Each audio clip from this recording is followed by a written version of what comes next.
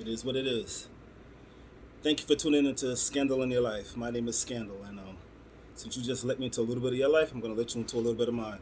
Now, this week we're going on with this whole Will Smith, Chris Rock slap thing, and some people are saying that Jada actually broke him down and drove him crazy. Maybe. Here's a story of a friend of mine that I witnessed go crazy due to a female interaction. So, those of you that don't know me, I was born and raised in New York City. Part of the problem for a while. Now I'm trying to be part of the solution. Growing up in the hood, in a group home actually on Franklin Avenue, for those of you that know Brooklyn, by the A and the C train, across the street from the shuttle train. I had a friend of mine. I'm gonna change names in some of my stories, 'cause I have a lot of stories, and to protect the integrity of some of my friends, I'm just gonna change their names. So I had a friend of mine. His name was Jay. I took him to Breathe White Projects, and so I'm dating one girl. She has a series of friends, and one laying on me. She's acting like she's not like her friends, but she is. Hood chicks. So all of them, they see him. He's Puerto Rican, curly hair, nice size. One of them guys that doesn't work out, but is in really good shape. So he's over there, and they talk about how he has nice hair, and they talk about guys in the neighborhood that have nice hair and nice eyes that they want to hit off. And they're looking at James and they're touching him and they're caressing him and they're making him feel a little weird. But I'm like, hey, bro, I got my chick here. You do what you got to do. She's acting like she's not like them when I'm not around. She's not talking about other guys' hairs and eyes and all that. But I don't care. It's not my girl. It's just a chick. So they're touching him. They're caressing him. He's a little uncomfortable. Doesn't do anything. We leave.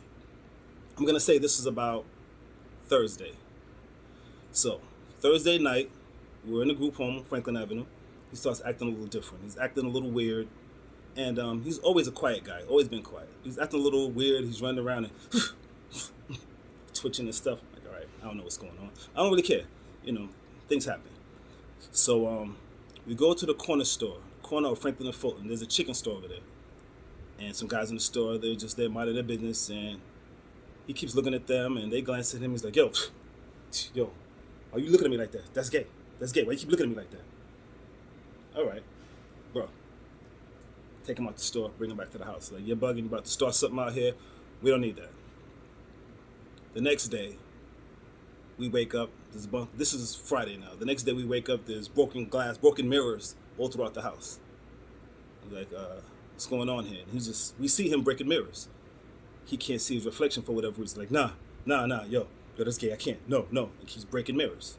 And keeps breaking mirrors. And keeps breaking mirrors.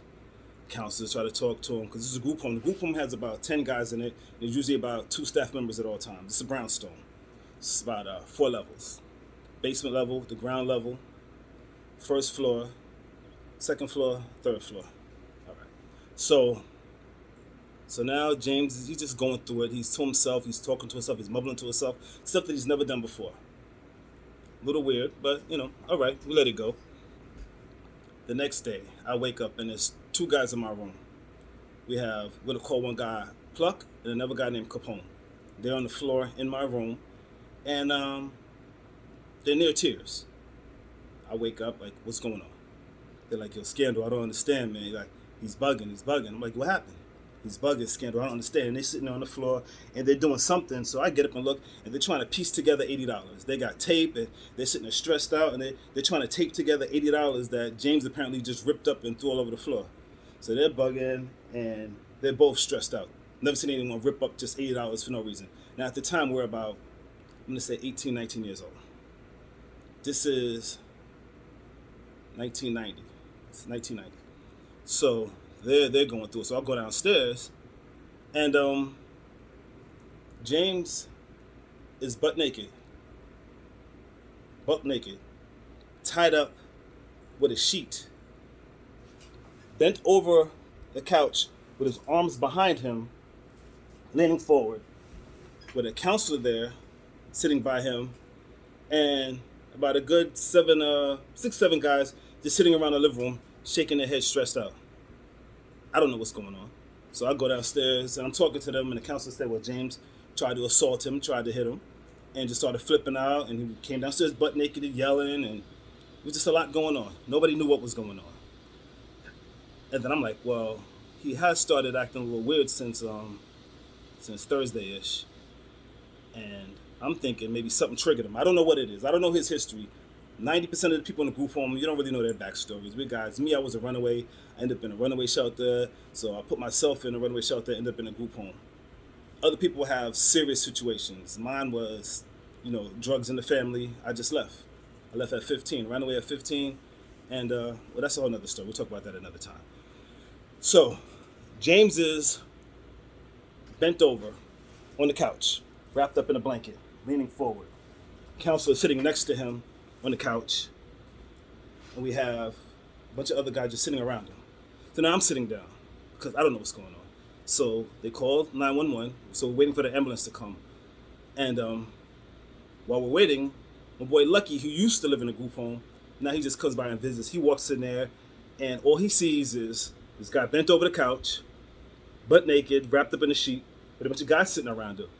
And he's just like, yo, what is this? Like, Fuckfest 90? What are y'all doing to him? No, bro, this is not what it is. We explained the situation to him, and he's another guy now. We're just all sitting around the living room. Has to be a weird sight for anyone else that would have walked by. Had there been cameras, we're just sitting around this guy, shaking our heads because we don't know what to do. I've never seen anything like this. And finally, paramedics come. They take him. They have one of those long wheelchairs. They put him in. They strap him in there. And literally, no exaggeration, as he's leaving, he starts yelling, Mandela, Trump! Mandela, Trump! I don't know why. This is 1990. I don't know what's going on in his head, but he's screaming Mandela, Trump as he's being taken away. Fine. They take him away, and I think they take him to Kings County.